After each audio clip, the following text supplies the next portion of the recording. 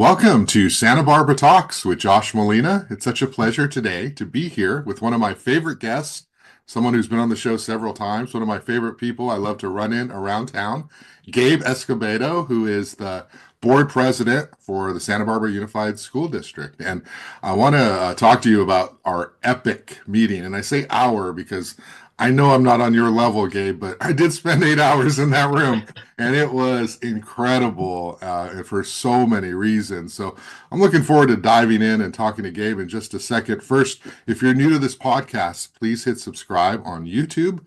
Help me build my followers. I'm just a Goleta kid, a little bit older now, trying to make journalism work in Santa Barbara. So I have multi-platforms and appreciate anything you can do to subscribe, support me at santabarbaratalks.com, and help me keep this podcast compelling and lively, which leads me to Gabe. Wow, welcome. How are you doing today?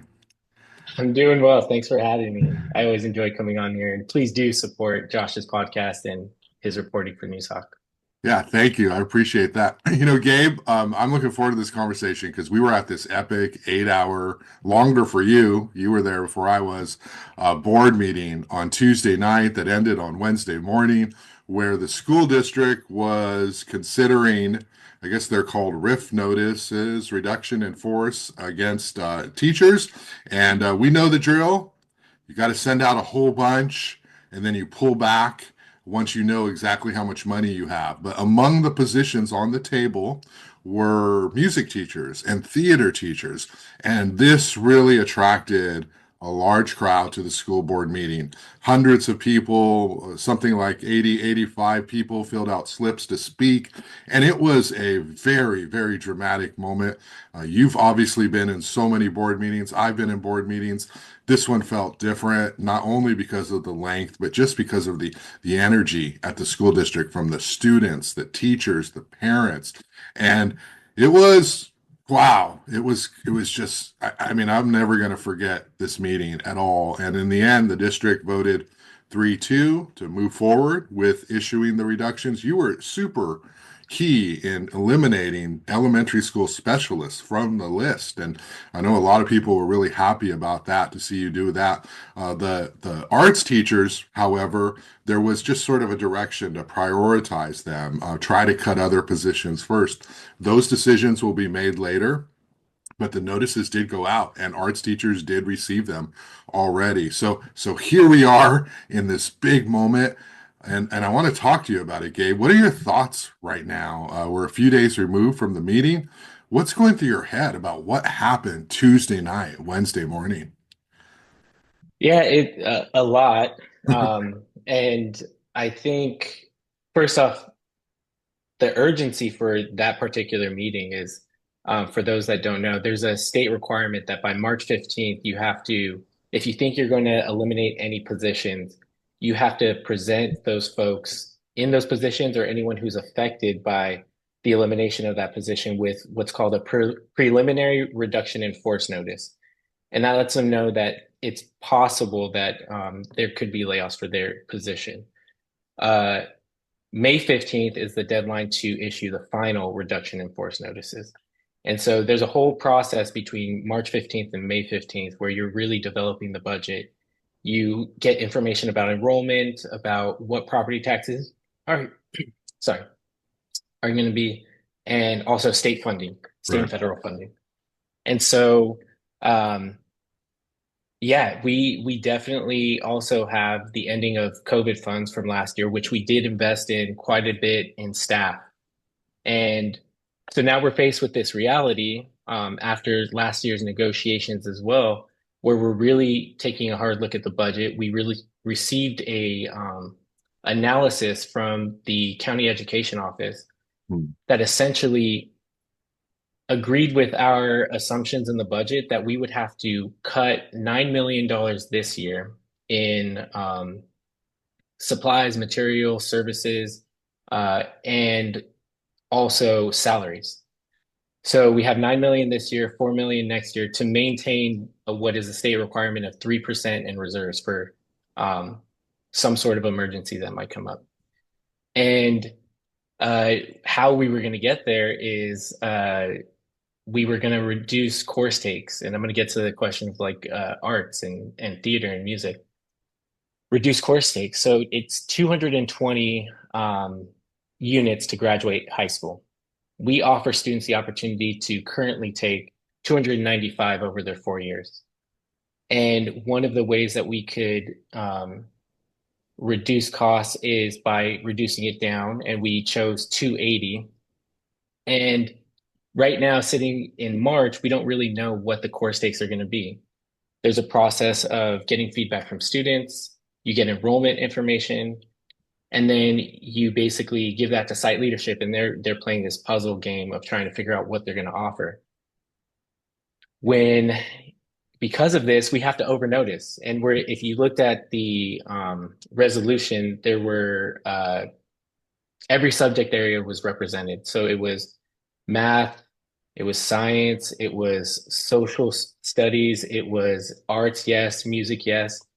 And that's to give the site leadership flexibility as they're developing the schedule. And once they get to the end of the schedule, then they say, okay, these are the positions that we need in order to serve the students with this schedule, the master schedule. Um, and so people rightfully saw the arts and music teacher on the preliminary RIF list and came out to give public comment. In my time, that is the most public comment that we have received. And as you know, last year we were in negotiations and we had plenty of public comment. Right. So it was, I think, really encouraging to see so many people come out passionately, and particularly the students, right? Yeah. I was mentioning to you earlier that it was very powerful, their testimony, their public comment. Um, at 16 years old, I don't know that I would have been able to stand at a podium like that and be so confident and be so compelling and be so clear about what the message is. It is quite impressive. And I think I will just say we are in support of the arts, and we have these Prop 28 funds. There's so much. I think sometimes when we create policy, we create these rules because we want to make sure that it's getting spent the way that it's intended to. But when we create these rules, we also create these bureaucratic structures that sometimes prevent us from actually achieving the goal of what those funds are for. So there's a lot of confusion too about Prop 28 funds and the fact that we are spending them to expand our arts programs. But why can't we use that funding to fund these positions?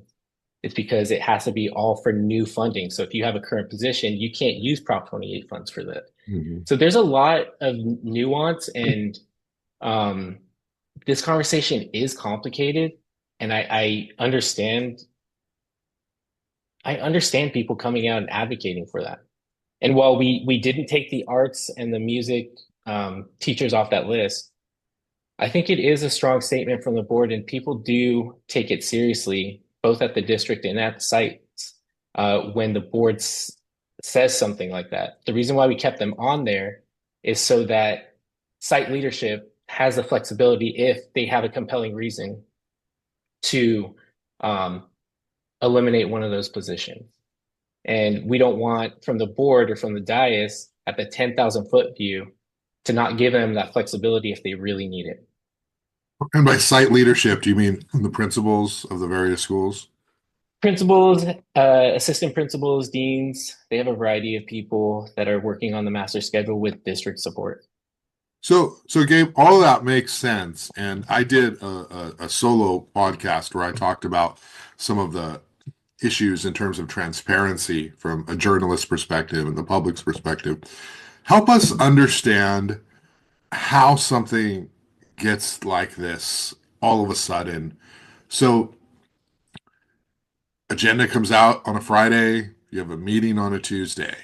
And that Friday is the first time that people know that these RIF notices are going to be going out. Although it is an annual process, and we do know that Mhm. that part of it is routine. How is it that there isn't more storytelling, more narrative, more explanation to the public about what is happening. Because it's very frustrating for a member of the public to cram all of these emotions and trying to understand very complicated technical bureaucracy related to school district policy and state law into a meeting that starts at 6 o'clock on a Tuesday. So, what stops the district from saying, oh, this is coming up? We're in a little worse situation than we normally are. We should probably do some public outreach or we should have some meetings. Now, I'm not saying it would have, you know, we don't know if it would have softened things, but information is power. And so why not share that information as early as possible with people? Yeah, I think it's a good question, and I'm not going to hide the fact that we could have done better. I think we made an attempt to get to that transparency and to get the word out and to talk about this. We have been talking about the fact that we would need cuts and it would be staff back in August, and we've done it basically once a month leading up to now. We did these budget presentations. Where I think it fell short is, and where I think it fell short is the narrative piece, right? I don't know that it's enough to have a board meeting item and expect everyone, to your point, at 6 o'clock on a Tuesday. Oftentimes we're getting to these things at like 9 or 10 o'clock. Many people worked a full day. They're taking care of their kids. They're making dinner. They're cleaning the house, doing chores. We could do a better job of getting the narrative out in far more ways than just a board meeting. Just because it's a board meeting doesn't mean that we met the mark in terms of communication. Now, I think we've gotten better at presenting the information in more digestible ways for the public to understand the bureaucracy. So those budget reports have been really helpful, where we have basically dissected the budget from transportation, books and supplies, travel and professional development, uh, benefits and wages. But how do you put all of that together to make it like real for someone, right?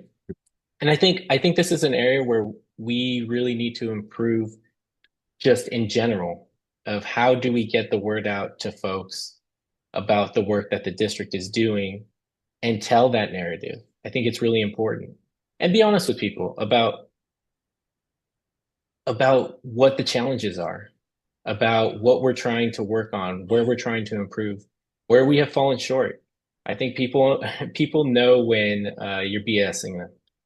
And I think we need to be really intentional over the next few years about building out what that narrative is, being honest with people, leveling with people too about the really tough decisions that we have to make.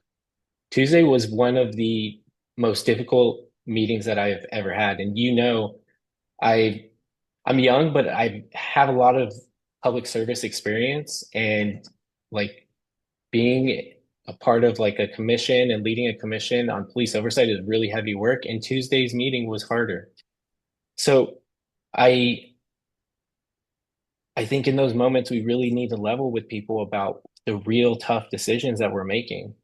And it doesn't mean that they have to agree with us, but I think we do need to present the information to them, um, and explain our decisions. It's one thing that I've been really intentional about this year since taking over as board president is really providing space and kind of encouraging and sometimes forcing us to explain our decisions and push and pull on each other and have more dialogue with each other on the dais.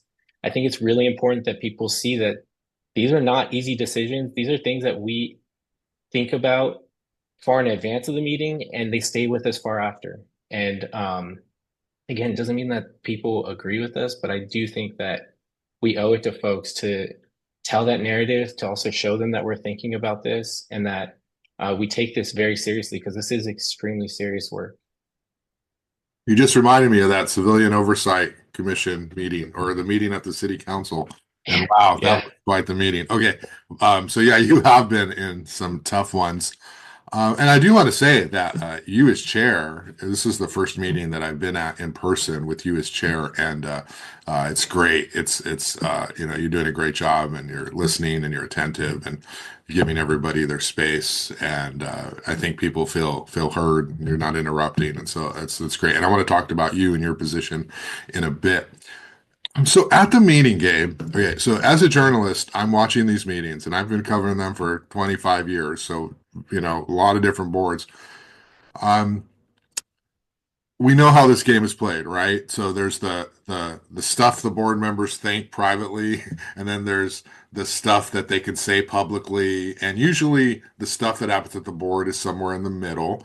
And I was kind of blown away because we have this new board member, Celeste Kafri, who basically was saying things out loud in this public setting that I have not really heard anybody on the board say with that level of passion and vigor, which was, let's not cut near the classroom. Let's not cut the art classes. Let's look at administration. Let's look at site management or site administration. Let's look at district administration. And let's see if we can figure out a way to cut these positions. And she brought out the audited financials and she said that spending has gone up for administration and management and enrollment has gone down. And she sounded a lot like what a member of the public would say, right? Speaking at that lectern to the crowd, to the board, and saying, "This is what you should do." And the reaction from the board is always like, "We can't do that. I mean, that's not realistic, and that's not a long-term fix. That's a short-term fix, and we need to figure, like that is what you hear a member of the public say. But now here she is, a member of the board with power, looking at the cabinet, looking at Hilda, looking at you, looking at everyone, and saying, this is where we need to cut, or at least, consider cutting. And she wasn't saying no riff notices. She was not saying that. She understands that some people need to be laid off. But what's going through your mind when you're watching Celeste Caffrey just take the stand and then the audience responding to her in this way?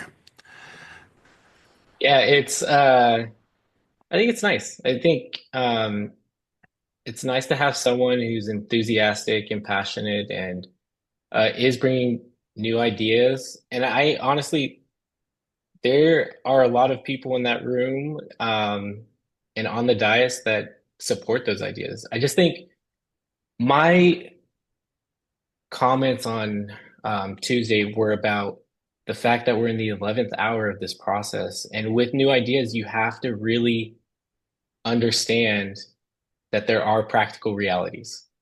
And it's to not to say no to the ideas that she's talking about. It's to say, especially when you're talking about a budget process, which I am quite familiar with public budgets, you don't shift methodologies or approaches in the 11th hour. And I have a little bit of a problem with using the audited reports because it's not detailed what those categories are. Auditors take what's in our very detailed, which we also had that item on the agenda of the second interim, and it's very descriptive and it tells you exactly what. And this is like object codes are basically like different. They're attached to different expenses so that you can track them and report them. And it's very specific in there. But what an auditor does is they take all those very specific numbers and they put them into categories that make sense for many different government agencies, but not necessarily formatted for a local education agency. And so without understanding what's in there, I think it's a little bit not dangerous, but it's not the most responsible thing to throw numbers out there without actually understanding what's in that category. Now, I here's what I want to do is I want to bring an item to the board about establishing a financial oversight committee from with board members on it and talk about everything from how are we budgeting to how are we communicating it. And you know what? One of the things is we are going to look at management. It makes a lot of sense. It's something that we support, but we want to know what's in that category before we just make a blanket statement or make assumptions. I think it's also not the most responsible thing to do is look at increases in spending and not understand the context either. The last 3 years, 3 years ago is a far different world than today. Today is more closely aligned with 2019 than it is for 2020 to 2023. So um, we started, sports started again. We had more traveling. We had different types of expenses. Transportation, gas got far more expensive. Electricity got far more expensive. So we definitely should look at these things, but let's talk about them and provide the context for what we're talking about is my argument. But I don't think that they're bad ideas. So Celeste had said in the meeting, I brought this up in January. I brought this up a month ago. I asked for this. I asked for that. Uh, what's that all about? I mean, was she asking for this info? Did the district staff not provide it? Is it a little bit apples to oranges? What does she mean when she's saying that from your perspective? Uh, I'm copied on one of these requests, and I think honestly, what it is, it's time. Like the amount of information requested, it takes time, and folks also have their actual day-to-day job that they're doing in addition to uh, fulfilling the board request for information. And so the amount of information that was requested, I think, is really at the heart of um, why maybe the information provided didn't meet her expectations, but there was a lot of information that was provided.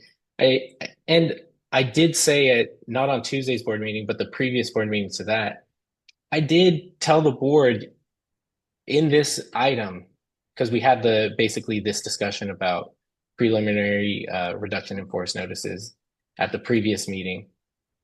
What information do you need to make a decision on the 11th? Hmm. And we all provided feedback and we requested information. It was a little disappointing to get to that meeting and not hear about. We heard a lot about, and I'm not just talking about Celeste, I'm talking about all of us. We heard a lot about all of the things that we don't want to cut without very many suggestions for where do we come up with this $9 million. And I think it's our responsibility that day. We had a fiduciary responsibility to figure out how we were going to keep the district from from what is a real uh, consequence of getting taken over from the state if we can't project that we're going to have that state minimum. And we've seen it happen to a couple of school districts in California already. So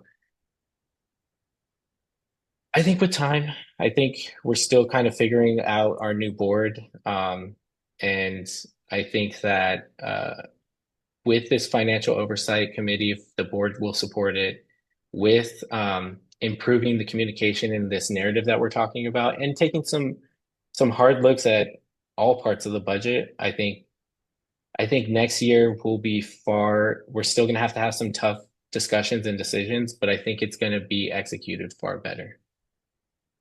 Do you think that Celeste Caffrey was grandstanding, or do you think that she just doesn't understand yet how much work it takes by the staff to respond to, I would assume lots and lots of questions? Is it a little bit of both? Because as a journalist, this is what it goes to is you just don't see people do that in public, right? You usually Mhm. see them behind the scenes and then they play nice because they want to represent the board and look good and not look like there's division. To see somebody do that in public is very shocking. Um, what do you think she was doing up there? I think she was advocating. I think she feels very strongly about her role as a board member. I think as when I joined the board, you're still kind of figuring out what your role is. And honestly, like the best teacher is going to be experience. So over time, um, I had to learn this. What are the limits? What are the limits of my joining the board? As one board member, I learned very quickly that if I wanted to get the things that I have an interest in getting done, I had to convince at least two other board members to join me on that. And but I think the only thing that I would say, and it's something that I had to learn the hard way when I was on planning commission, um, was I don't I don't disagree with anything that she said. Sometimes it is about how you say it because when if she said something to me or said maybe I didn't provide her with something or I didn't support, I have a platform where I can turn on my mic and I could provide context or push back on something that I found wasn't fair. If I, however, say something to staff or to even to Hilda, like staff don't have the same type of platform or ability to defend themselves always. And so it's a little bit unfair, in my opinion, sometimes to make it about people versus make it about like the information. Yeah. And if there's, and so this is, and I talk to all the board members about this, like if there is something and you feel like you're not getting a piece of information or you feel like you're getting stonewalled for one reason or another, come to me and then let's work on this together. But um, that's the only thing that I kind of feel uncomfortable about in public meetings is that they can't defend themselves. And so, versus like me as a board member, or Bill or Celeste or Sunita or Rose, we can defend ourselves and we can provide context or we can push back on things. It's not the same for them. Yeah. Yeah, that's a good point. You know, it's easy to be political, but these other people, this is their jobs, and they're not able to just stand up and fight back, that sort of thing. Um, so at the other extreme, since you all are elected officials, we can get personal to some degree. The other extreme from Celeste Caffrey was Bill Banning. And Bill Banning, of course, you know, he recited his entire music and arts and theater and band resume right in front of everybody. He used to be a superintendent. You know, he's established that he's a very qualified, credentialed person to understand education finance. But on the other end, you know, he came across very condescending at times, and I think that's undeniable. And I think, you know, he even apologized in the meeting about how he phrased something. But his sort of whole attitude as the sort of the elder statesman of the board, as he's framed himself, that's his attribute. You know, he's basically saying, this is a process. We have to do this. We don't want to get taken over by the state. We have to send these notices by the 15th. And by the way, when it's all said and done, we're not going to end up laying off most of these people. So basically, chill out, group.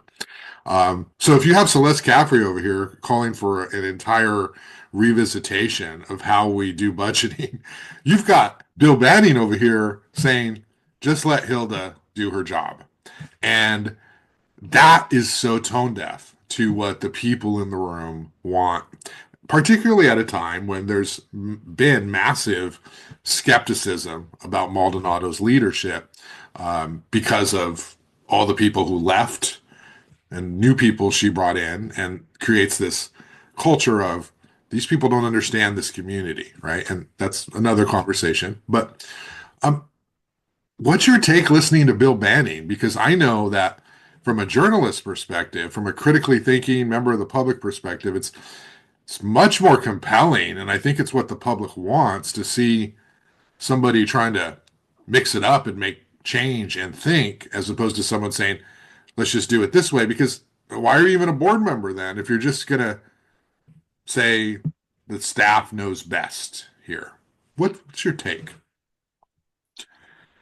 My take is I really think I really think that where what I would hope is that all of us would defend or articulate clearly why we're making a decision.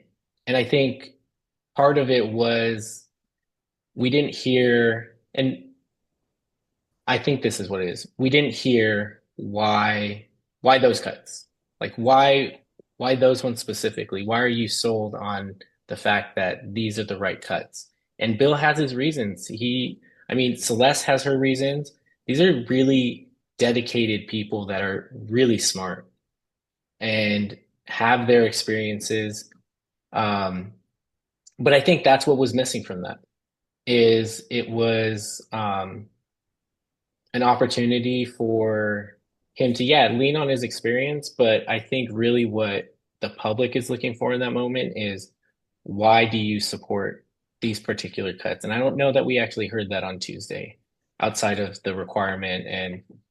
Um, and so I think over time, again, we're trying to figure this out, and I'm trying to push us to get to a place where we are articulating clearly why we support something.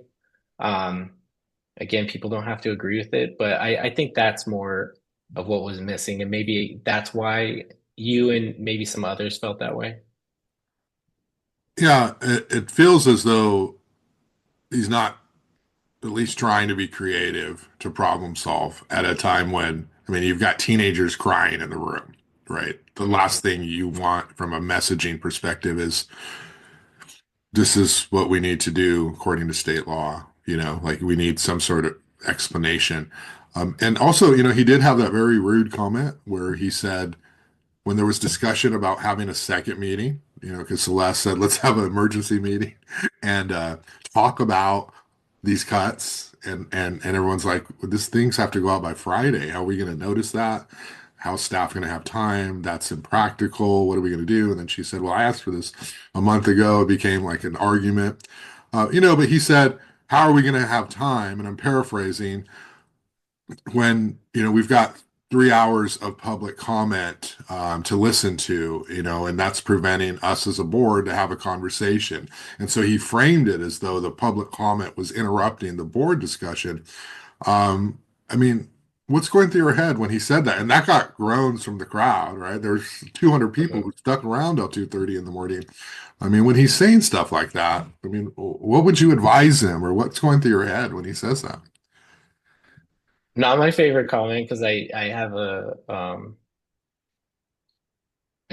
I really I understand and appreciate the impact of public comment because I occasionally still give public comment, and I understand like from when I started getting involved in Santa Barbara how important it is. Um, it was late. I think for sure an unforced error, and I think like for us, I think we need to be really intentional about what we say and how it lands because I mean those people were there for the beginning of the meeting and they were there almost until the end of the meeting.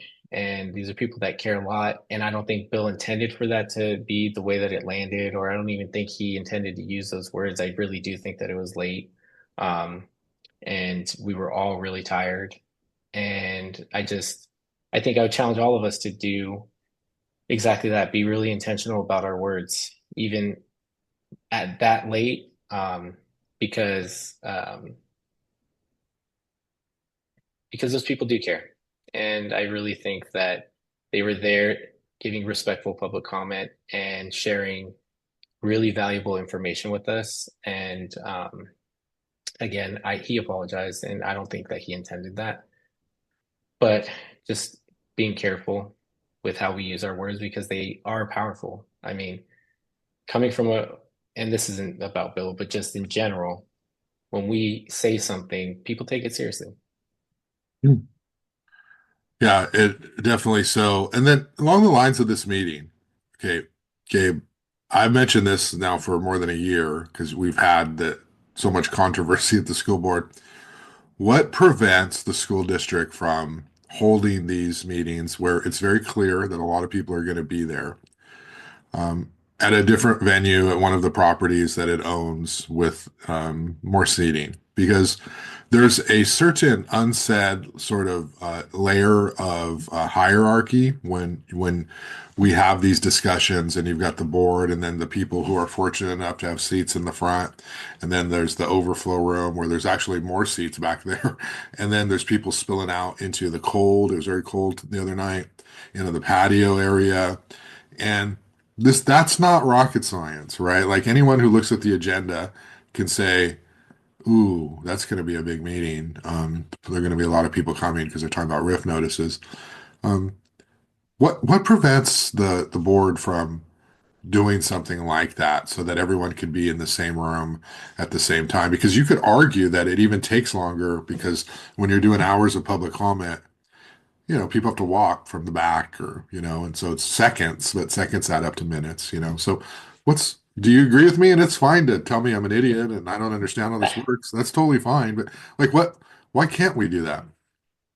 Um, I don't have a good answer for you to say like why we can't do it. I think that that room is when you look at the technology, it's set up already to televise and then host and um, host a board meeting.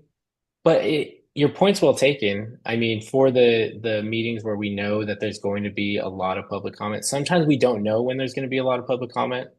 Um, but maybe for this item, you're right, and I take ownership of that because I'm the person that manages the agenda, and I don't think I did the best job on Tuesday of managing the agenda, so I need to get better at that.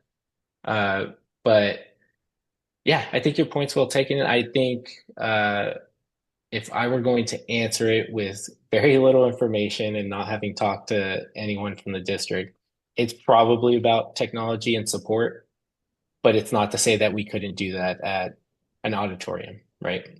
I mean, I do recall a previous board doing something of the sort at an auditorium for a pretty controversial topic. So it is something that we could do. Well, yeah, I mean, the Marjorie Luke Theater, the Joanne Keynes Theater. Mhm. I mean, there's obviously technology there. I mean, it just Yes. seems like it would make it, at least more people could be in the same room at the same time. And you have more facilities, Hmm. bathrooms, all that stuff for people.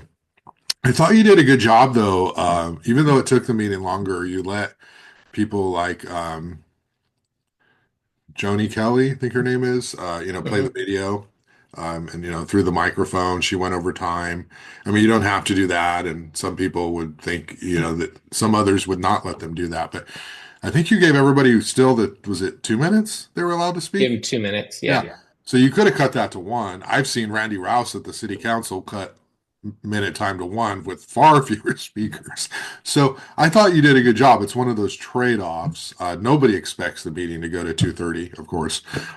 You're thinking maybe we get out by midnight-ish, around there. But I think that is one good thing, is just sort of listening and Hmm. people feel heard. And I don't think there's anyone who's complaining that they didn't have the opportunity to speak. I think everyone had the opportunity to speak.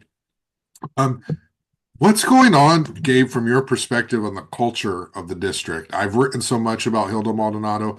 She finally came on the show. We did like almost, I think it was more than 2 hours. We talked about a bunch of things. Um, it feels like there's still some residual leftover lack of trust with her. There's students carrying signs with naming her. We covered a thing yesterday. It's still there. On Saturday, a protest at the beach. Um, from your perspective, what is the culture and the tone of the district now that you've been there a little while? You're the chair now, as it relates to Maldonado's leadership. Yeah, I think um, I support Hilda. We have a good relationship. I think the best thing about our relationship, it's a really honest one, so we can provide really honest feedback both ways. I provided some really honest feedback to her and she to me. Um, I think the culture, it's interesting. I think that there is still some residual frustration and tension from the negotiations that still exists, and we have heard public comments that talk about this like trust issue. And one of the things that was presented on Tuesday that I was actually really excited about, there was a teacher who mentioned the idea of like an ad hoc committee with uh, union participation and board participation and district to talk about this issue of trust. What are people frustrated about? To work through and even define what that means, right? What does trust mean to someone else? And trust doesn't always mean that we agree on things, but what is it that the district or the board or anyone involved in these relationships, what are they doing to not breed trust? What's taking away from that trust? I don't even know that we have a common definition of what that is. And I'm quite interested in that, exploring that idea Yeah. of having an ad hoc committee where we talk about building the relationship. We're about to enter into another negotiation soon. And I think it's really important that as much as possible, we're building a relationship so that we can focus on what we're actually trying to solve for instead of focusing on the fact that we don't have a working relationship or we don't have an ideal working relationship. Yeah. And your role as chair, I took photos of you. I've got about 30 photos of you looking very concerned, focused, caring, but also there's a obvious look of like anger, not anger, anguish, frustration. How are you dealing with this position? Because you're now the chair, you're the target of everybody's criticism. Yeah, I mean, I guess I don't have a poker face, but I mean, I feel these decisions a lot. Like I feel the weight of what this role is and can be. I feel the weight of the decisions that we have. Tuesday was really difficult for me. Um, but I have the experience, I have the skills, I think, to do this really well. I lean a lot on my experience as chair of the planning commission and chair of the community formation commission. Um, I am really passionate about being on school board. I think certainly the last couple of years, like talk about your first 2 years on school board, it has been trial by fire and it's been hard. It's been heavy at times. And I still think that it's worth it. And when I get to visit classrooms and I get to talk to teachers and I get to talk to staff and interact with folks and then make progress on things, like I have some real things that I want to get done before I'm done with school board. And I want to maximize my time as board president this year to really start setting some structures that are going to live far beyond all of us. And that started with the format of the meeting and getting us to dialogue with each other more so that the public has a little bit more insight into what we're thinking, why we're making decisions. I also want to work on this communication issue, like telling the narrative piece, um, getting information out there in more ways than just in our board meetings. I want to, uh, I really want to get this teacher housing done. And we are making some really big strides there. And I'm really excited about it. I want to move on the Armory and get some real career tech ed opportunities for our students so that when they graduate, they have the agency if they want to go to college or if they want to go to a trade school, or if they just want to get a job, but they have the option. I really want to move forward on the armory. So, and the third one is I want us, and the board has to discuss this, but I really want the district to have a strategic plan. We have a lot of initiatives and we're doing a lot of good work, but we need to focus on what our North Star is and what we want to do over the next few years. And we're going to have to develop goals and we need to figure out how we're going to accomplish those and bring all of these initiatives together so that they're going in the same direction. Um, I want to get these things moving and finish these things out, or at least get close before I'm done on the board. And a big part of that is maximizing my role as board president. And I'm ready to do that. So that's all great. Before we move on from the theater and music discussion, Mhm. is it your anticipation or your expectation that there will be cuts? I know we're leaving it up to the site leadership, but will music and theater teachers be cut? Will it be one and not four? Or do you think because of all this public attention, and again, there was a protest on Saturday, they're coming back probably to every meeting between now and then? I mean, do you think they're going to get cut or do you think they're going to get spared? It would be hard for me to say, like, if I said it, it would be extremely uneducated, uneducated position that I'd be speaking from because It is your um, hope that what? my hope is that we maintain our arts and music programs and that we're able to expand them with the Prop 28 funds, which we are. We're making progress on the strategic arts plan. Um, but to say that for sure we won't would be me speaking about things that I have no knowledge of because I'm not involved in the master scheduling process. Yeah. Okay. All right. Well, thank you for that. I want to move on. We're going to go a little bit longer here, so you'll probably have to cut me Yeah. off eventually. But Gabe, so switching gears from the arts and the big meeting that happened a couple weeks ago, you were the target, the board was the target of these groups, these people in town who are trying to say that now that Trump is in power and he's, declaring DEI something that the federal government is not going to fund anymore. They're now talking to the school district and saying, you need to cut all your DEI programs. And I don't even know how they define DEI for them. Like it's basically, I guess any book, any lecture, any, teacher, anything.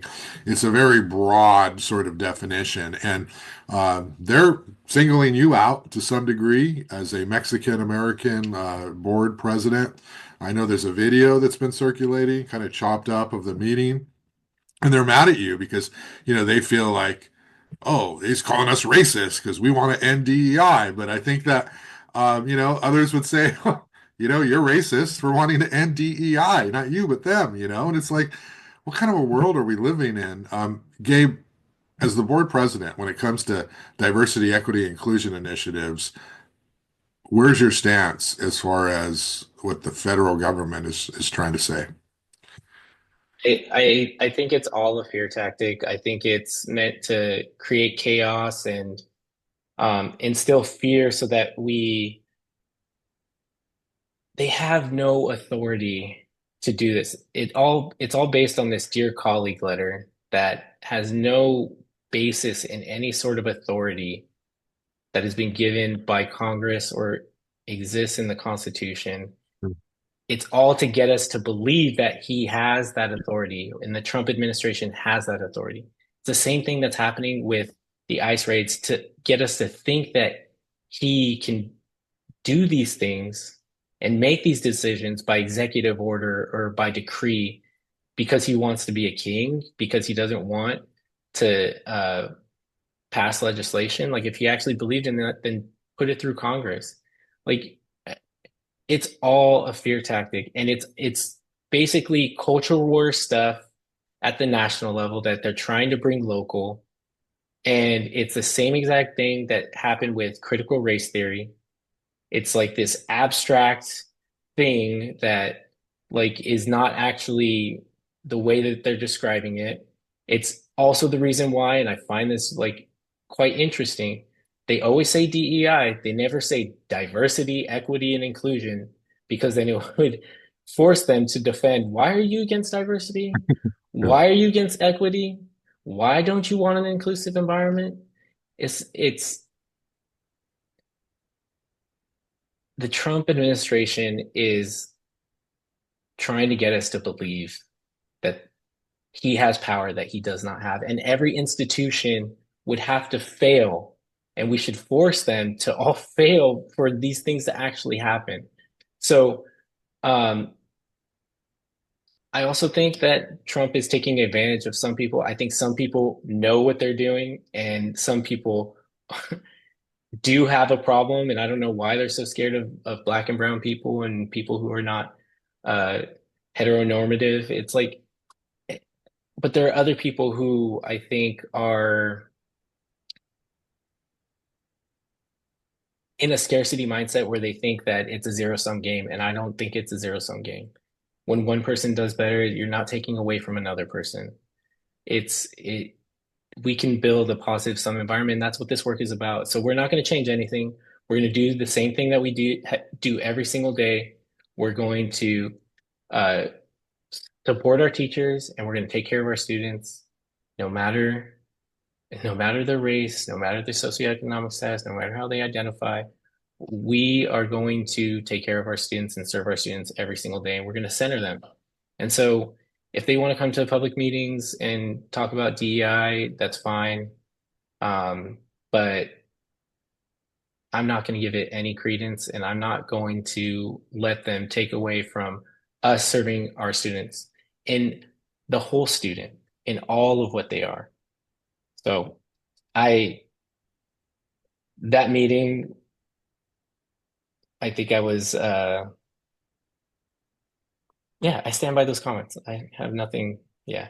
Yeah, you took a stand against them and you stood up to them and said you support DEI and you don't really tolerate these attitudes and these perspectives. And it was so powerful that even this past Tuesday, when the teachers were talking about the music, one of them said at the beginning, even though we disagree with you on this issue, we support you on this issue. So that issue kind of trumps, everything.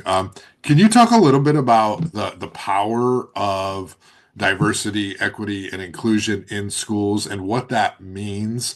I think that a lot of these far right conservatives, I don't know what they think is actually happening in a classroom, but they think there's indoctrination, and if there's a book in the library or a few books, or if there's assigned reading that includes things that are not necessarily traditional or exactly what they read in school, they sort of think of that as a bad thing. But we all know more information, the better, right? And people can't, parents and kids, we're smart. We can figure things out on our own and decide what we want. And this idea that we need to strip away anything that's not what they learned in school is really ridiculous. Like, can you talk about the power of diversity, equity, inclusion, and what that even looks like in the school district?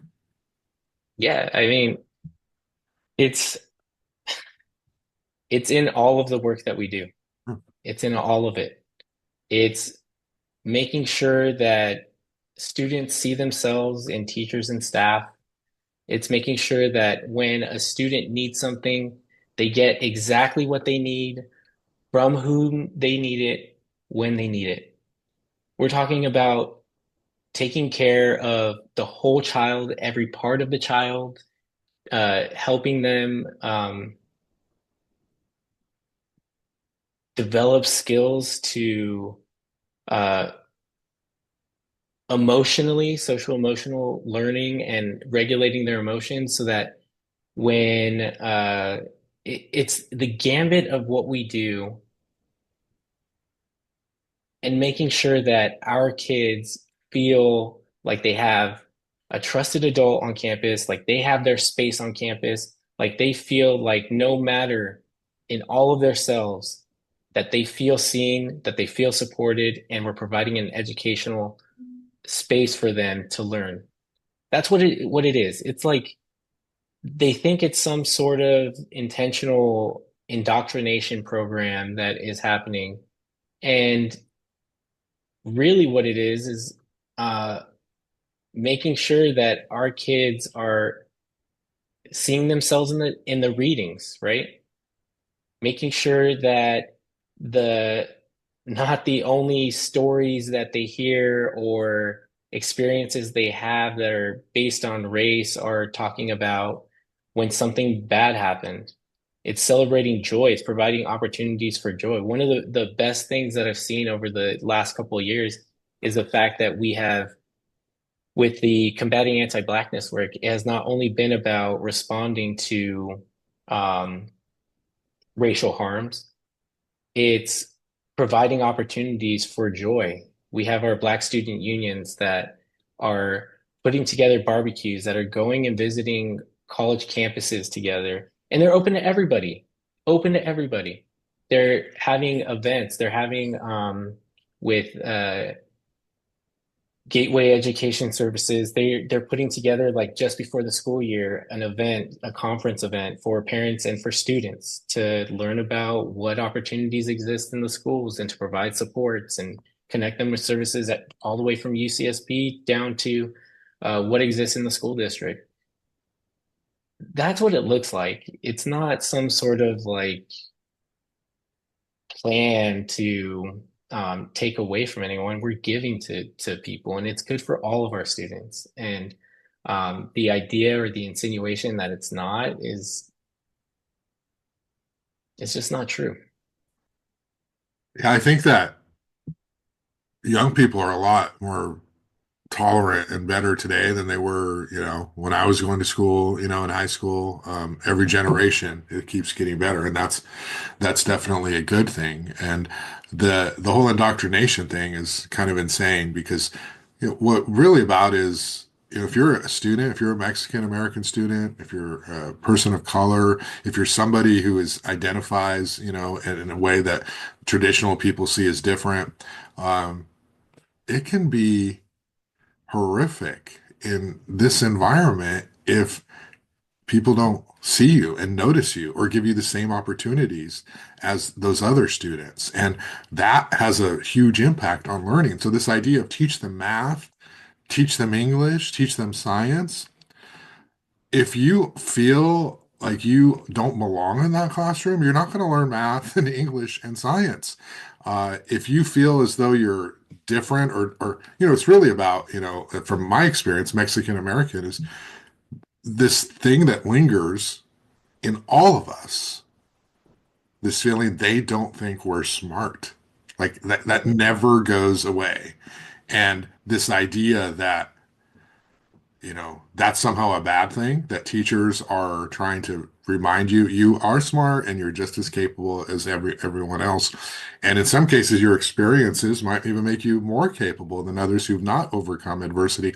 But that feeling lingers forever, and even if no one's treated you that way in the last 5 or 10 years, the way you were treated up until that point, every time something comes up, it matters. And I think people have a hard time, if you haven't walked in those shoes, understanding that we can't just start from zero and say teach them all the same, because before we walked into the classroom we didn't start at the same point. And everybody's, African American students have an entirely different experience than I would have, or Asian American students. Everyone has their own sort of thing about how we feel discriminated against, and it's just ridiculous that they're sort of saying you're indoctrinating, because no, we're trying to make everyone feel as though they have the same opportunity to be successful in a classroom. And so that stuff really bothers me and bugs me, Yeah, because same.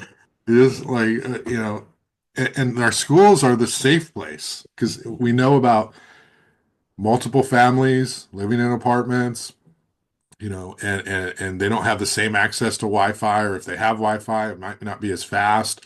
There isn't just enough space in the house, right? Think about if you have a big house somewhere and your kids are going to elementary school, and then you're competing with somebody who's got to share a room with their grandmother and their grandparents or their parents or their siblings. You're just in these confined spaces, and how do you study how do you have good nutrition? How do you have that kind of dialogue and access to all these things? And then we go to the classroom, and then these people get mad at teachers for the, achievement gap or the opportunity gap or whatever they're calling it, the gap in test scores.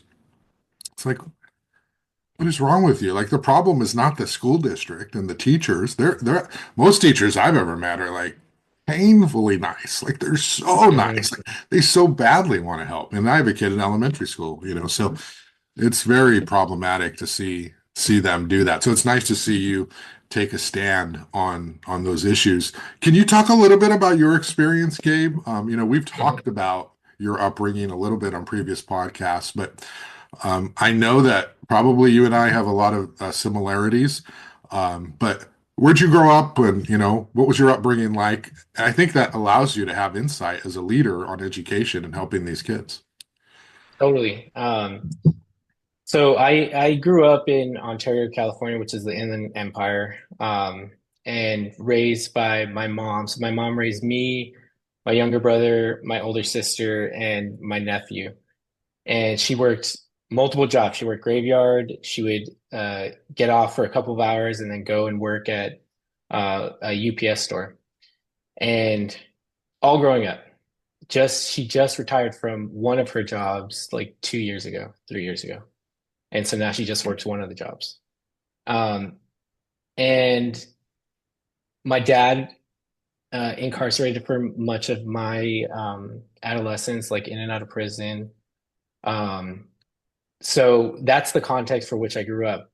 Housing insecurity for sure, food insecurity for sure.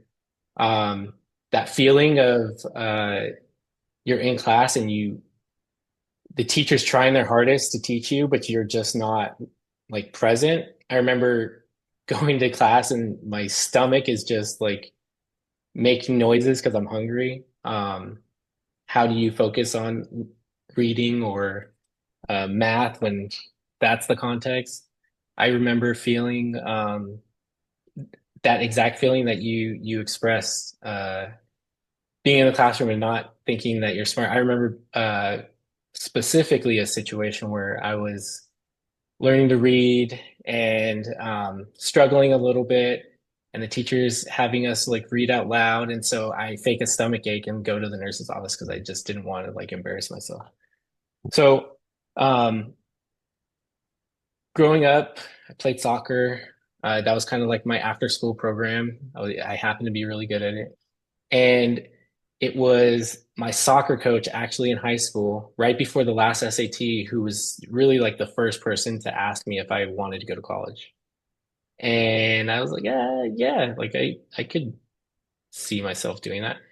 And so he paid for my SAT. He sat me down, paid for all of my college apps and helped me fill them out, taught me how to do it because no one in my family had gone to college. So trying to navigate financial aid and college apps, like that's so foreign, SATs. I ended up getting into Cal State San Marcos in San Diego County and went down there. And again, another system of just like trying to figure it out. And that was pretty difficult. Who do I lean on that has that experience in my life? There's not many people that I could ask about how to navigate the university system. Um, from there, at Cal State San Marcos, there was someone who worked in recreation who I was working there as a referee, and he took me under his wing and actually set me up with the school student success counselor, Hmm. and got my academics right. Eventually graduated, um, and moved up to the Bay Area. I was working at Berkeley and getting my master's at St. Mary's. And it was at Berkeley that I actually sat in on Robert Reich's class.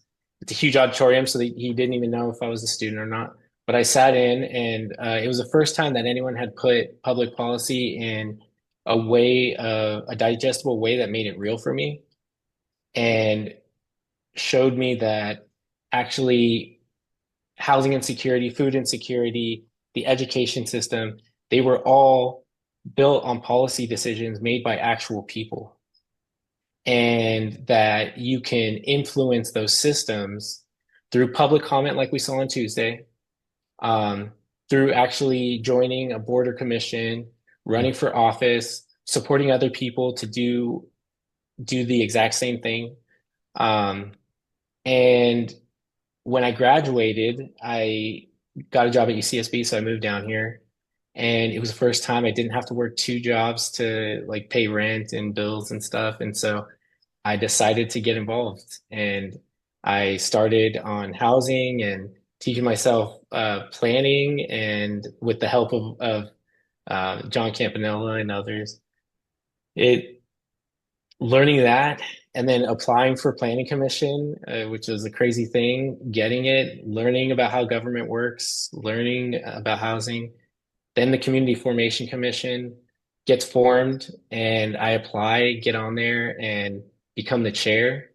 I spent over like 14 months working on a recommendation for police oversight for the city.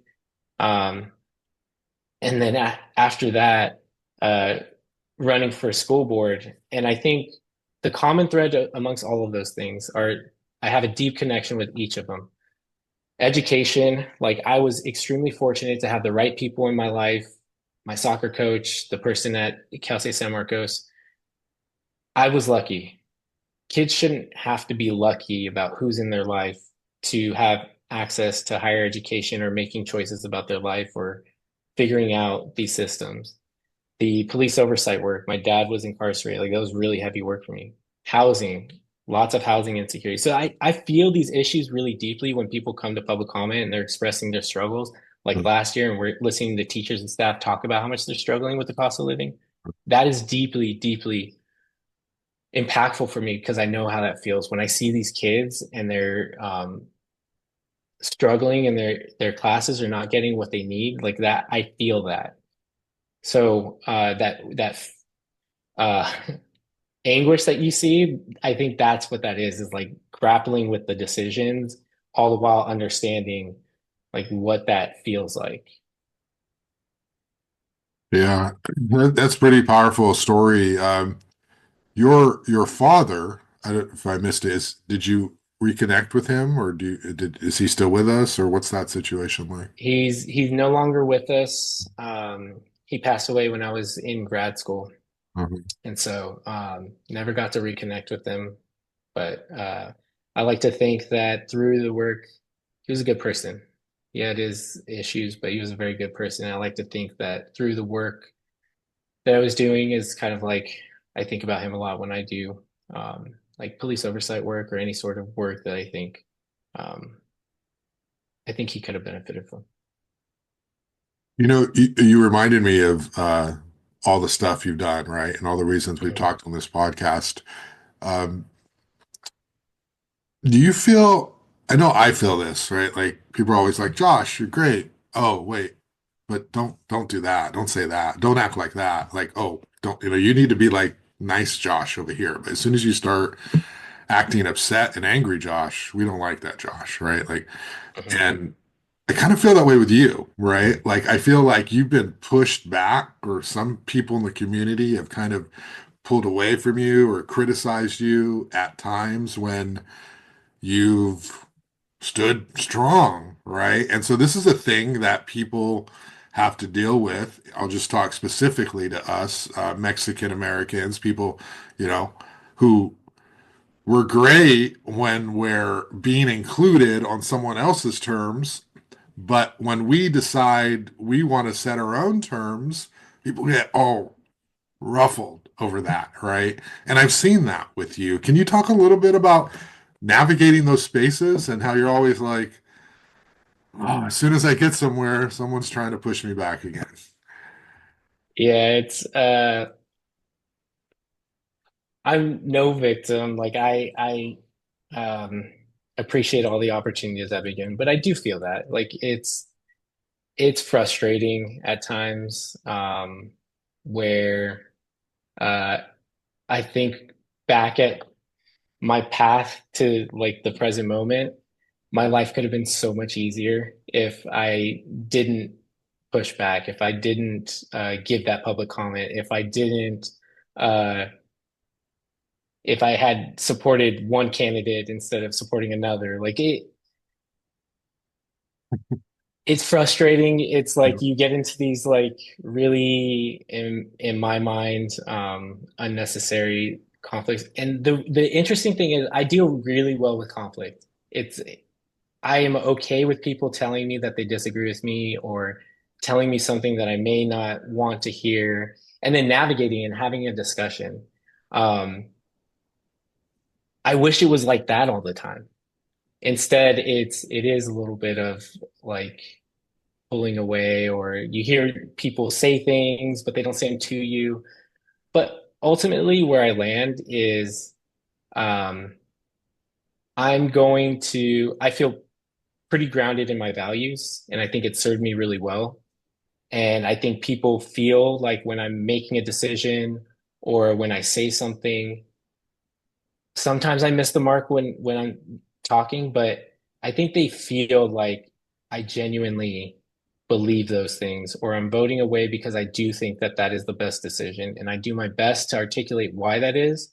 Um, and I found that more oftentimes than not, that serves me really well. And so when I talk to people who are running for the first office or applying to be on some sort of board or commission, I focus more on just like rather than the strategy of it all, like focus on what it is that you want to accomplish, like what are your values. Make sure you know those things because in the really hard moments, um, that's when they serve you best because sometimes you don't know if you're making the right decision. You're operating off of the information you have right then and there, making the best decision that you can.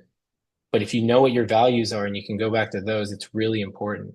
And I try and tell people, the first question you ask yourself should not be, will this decision or will this thing serve me for another role or another position, or I'll be able to run for this other office? It should be like, is this the right thing to do? And you might not have the answer, but it should always be the first question that you ask. So I definitely feel that, and I empathize with you too, because I know that you get those comments. And I mean, we also need to take into consideration like there are folks that get that far more than us, right? Like women of color get that so much more. And I think I try my best to make sure that I remember that and that as much as possible that I'm not contributing to those sorts of approaches with people because it can be quite frustrating. Yeah, it's so frustrating, and it's not even just like conservatives. I talked about the DEI stuff, and that's clear where they're coming from. But what's more insidious is when you have so-called liberal progressives who are advocating, on social media or through text, from their textbook readings about what's right for people of color, and then they like keep down people of color in the community is very frustrating because it's like, well, wait a minute, you know this in theory, but clearly not in practice. And that's frustrating position to be in when, it's like, we grew up poor and people are telling us, how to interact with certain people. It's like we've been there and we get it and we understand it. And it And lives there, to us to this day. mhm. um, And it makes those folks that aren't doing that, right? Like it makes those relationships, I think, a little bit deeper when you have those folks that are um, who can disagree with you and still advocate for you or support you or be there for you. And it just, I over the last few years of having these different moments, um, I value them a whole lot more. yeah. And must have been a full circle moment for you or just an incredible moment. You got to meet the governor, and even though he said some controversial things recently, you got to go to Sacramento, meet the governor with Superintendent Maldonado.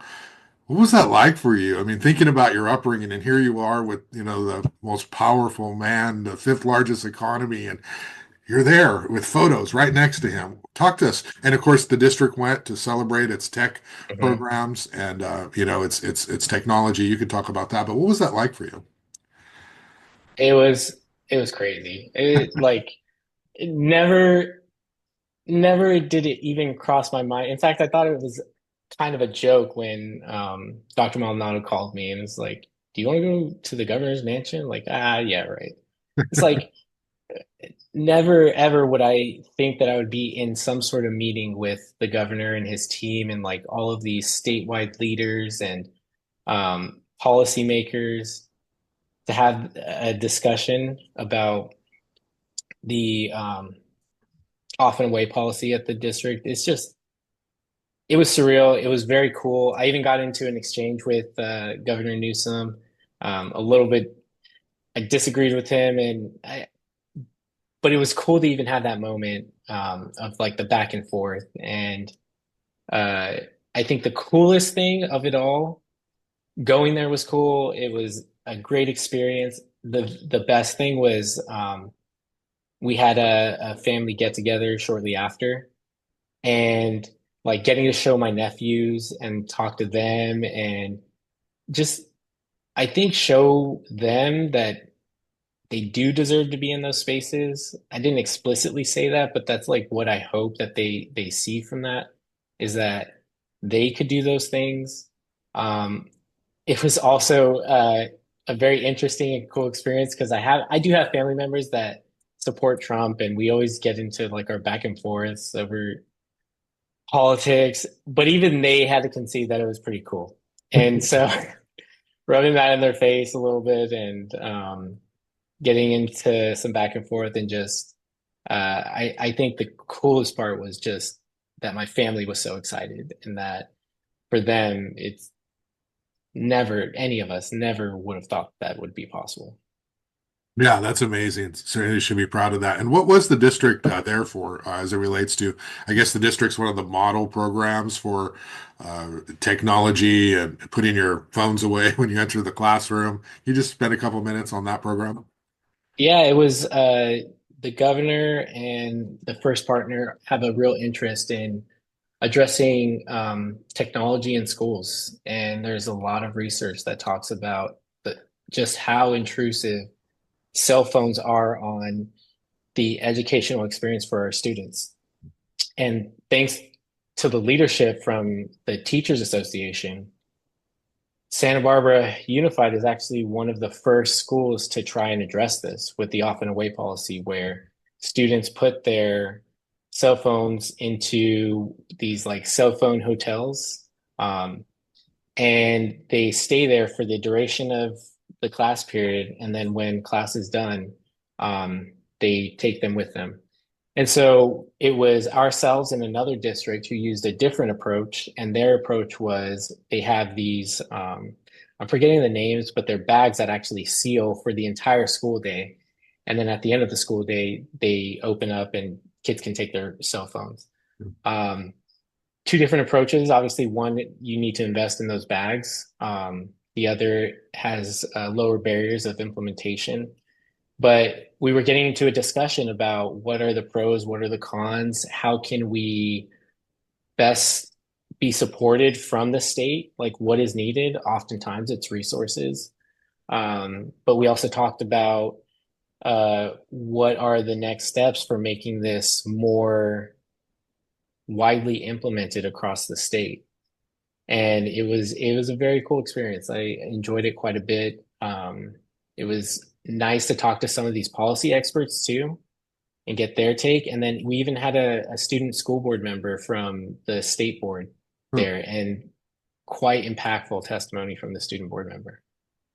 Yeah, that's great. I'm an advocate for public officials, elected officials, putting their cell phones in a hotel before they go to meetings because the amount of communication that happens there. But actually, the school board is a little bit better at that, and I think that's one of Mhm.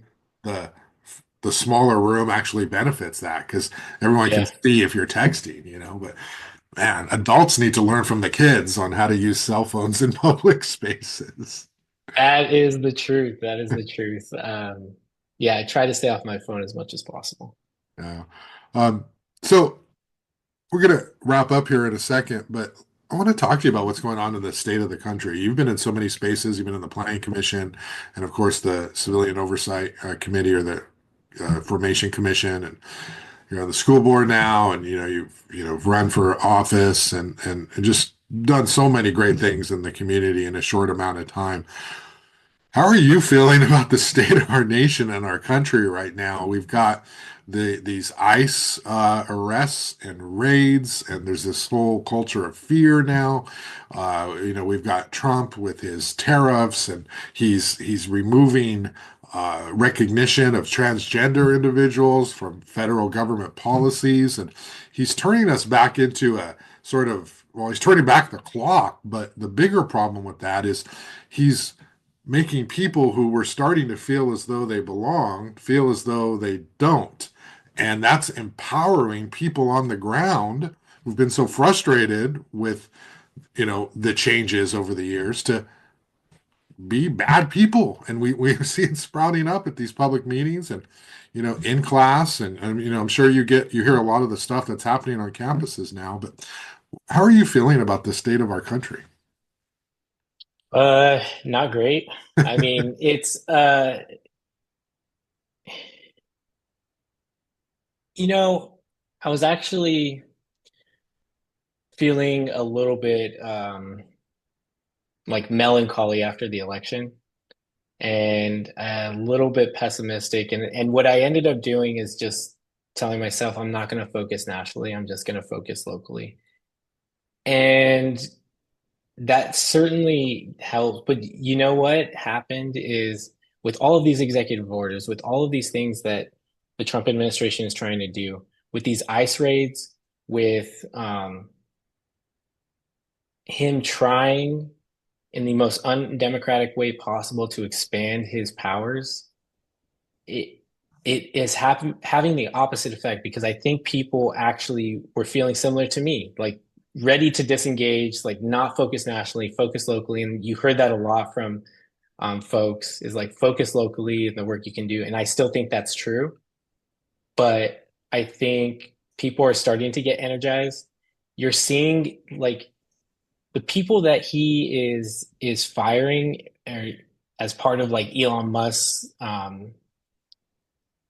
Doge, which feels like I feel like I'm in an alternate reality. Why do we have this like Doge department that used to be a meme coin? Um, these are not like politically like political activists. These are like doctors that work at the VA. These are people that take care of our national forests. These are people that are bureaucrats that like do the day-to-day work of this nation. Yeah, And to characterize them as other than that is dangerous and has not like there has not been a plan that tells us that this is going to be more efficient or more effective. He's attacking the most vulnerable people in our country and all on the and he's selling it to people who have a lot more in common than those folks. Like I think a lot of people, there are many people, I won't say a lot, but there are many people that support Trump because their standard of living, they're looking back at the last like 20 years. I vote for Republicans, I vote for Democrats, and I'm still worse off. Let me just vote for this crazy guy who's telling me that he's going to make my life better. And they're buying it, and he's slowly eroding the middle class. He is attacking the most vulnerable in our community. And I'm a little frustrated because there's no coherent narrative on the other side. Like Democrats need to paint a picture for folks that are real for working class people. yeah, And with demographic changes after the 2030 census, it's going to be really difficult to maintain majorities in the legislature to win the presidency. So there's some urgency behind having a narrative and a North Star for people to look at that sounds and feels real to people. yeah, But as it relates to like all of the things that he's doing, it goes back to what I started with about the DEI stuff. It's chaos, and he is trying to convince us that he has these authorities and he doesn't. And he's hoping that we just capitulate and we let it happen rather than challenging it and making sure that we use every policy lever, every institution, and not just let him get away with it. And you talk about qualifications, people who deserve to be in positions. Everyone he's hired does deserve to be in their positions. So it's like, No. stop trying to tell us that DEI is putting people who don't deserve it in positions because it's not that. It's people putting people who do deserve it, having them the opportunity to compete for those positions. What he's doing is wrong, right? These people, Yeah. I mean, just because Elon Musk is the richest man in the world and a billionaire and did what he was able to do does not mean he's qualified to be in any kind of position that's affecting all of us, right? I mean, that's not a qualification. Earning a lot of He's money a is not a yeah. qualification. No, he's a deeply unserious person too. And he the money that he made was on the backs and the ideas of other people. He is not some like person who came up with the idea for the Tesla car. That was someone else, and then he took credit for it and bought them out. And yeah, so he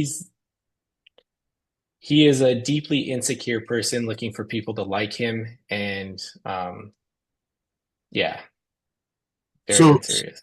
so Gabe, I think you got what, another year, a couple years on the school board here. Next year's election year, if I Yeah. decide to run for What's reelection. next for you? I don't want you to, commit to anything here, but you're a young guy and you've done so much already and you've got this incredibly bright future. What's in your brain here? Crystal ball us what you're thinking about. I'm thinking about, well, I think this summer is actually when I'm gonna have this discussion with myself and with other people. Um, I want to get through this school year. I think the last couple of years have just been really, really heavy topics, right? And we talked a lot about that earlier in the podcast, but I think this summer is when I'm going to give myself some space because UCSB will be on summer break and at the school district, so I'll have a little bit more time to do that. And I anticipate I'll make a decision in the fall about what I'm going to do, whether it's a re-election for the school board or maybe take a break, but I'll make a decision then. Beyond that, I mean, I love public policy. It's like I am a policy wonk for better or for worse. It's why I enjoy it, who knows? But I want to be involved in public policy. So whether that's running for another elected position, I think it would be cool at some point to be on board of soups, or even if I were fortunate enough to either work for or be an assembly person or in the state legislature. I think all of that is appealing. I just don't think about it too much because I just want to focus on like right now. But it's not something I'm opposed to. I get pegged a lot with trying to use school board as like a stepping stone to something else, but I really do take this work very seriously, and I am focused on getting things done while I'm on school board. But whether it's another term or not, I'll know by fall. Yeah.